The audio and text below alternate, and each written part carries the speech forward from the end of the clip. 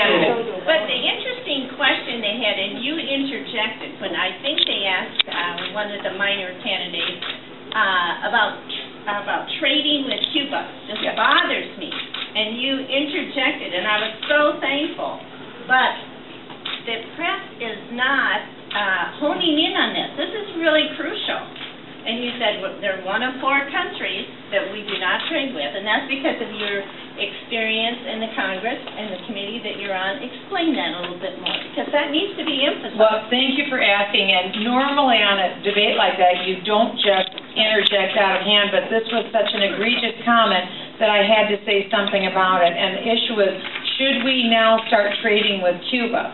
Well, I do sit on the House Select Committee on Intelligence, as I said, and the State Department has listed on its website, there are 4 nations in the world that are state sponsors of terror. Iran is one of them, and Cuba is another one. And the question was asked, should we normalize trading with Cuba? Why would you normalize trading with a country that sponsors terror?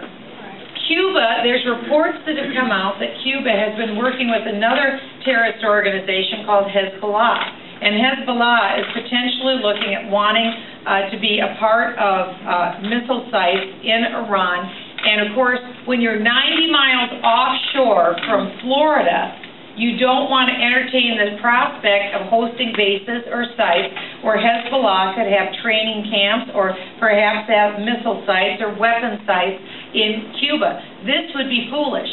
When we trade with Cuba, that means that we reward them with increased prosperity. Castro has been in charge in Cuba since the revolution in 1959. Why would we reward a communist, brutal dictator who continually represses his people? Why would he reward him? That's why we don't want to see Palestine become a state until and unless they renounce terrorism against Israel.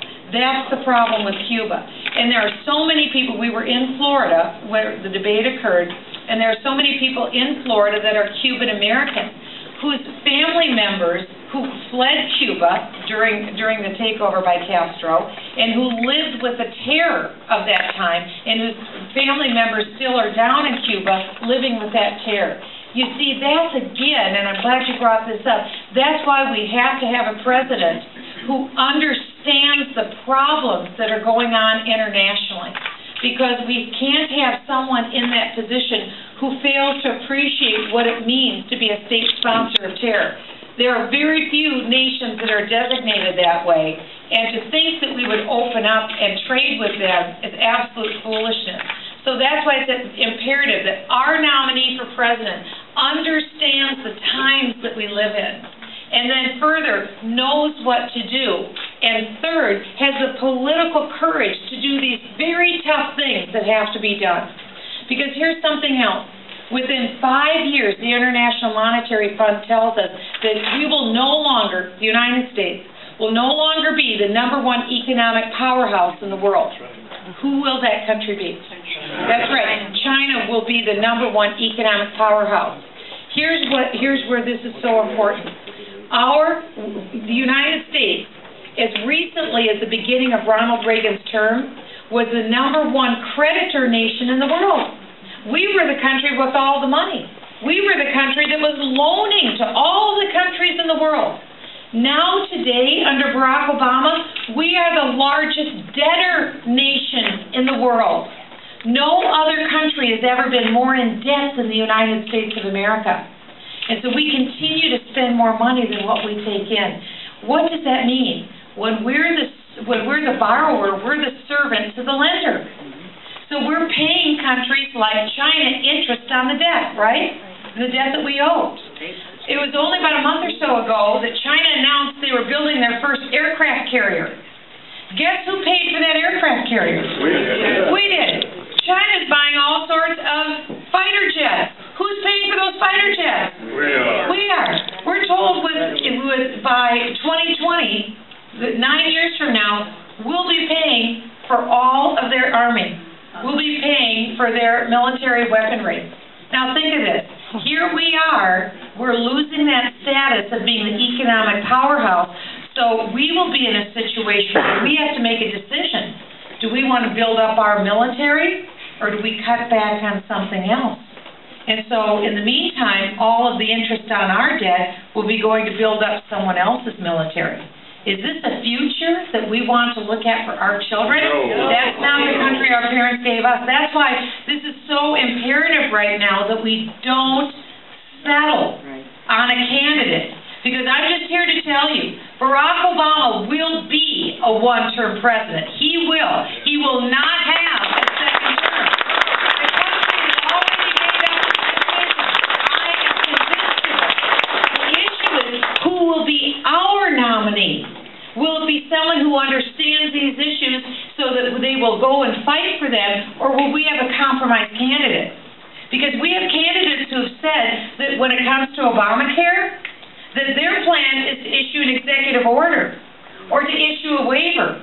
I'm here to tell you, I get this bill. I fought it. I am the chief author against it. I was called Barack Obama's chief critic. That's my badge of honor to be his chief critic.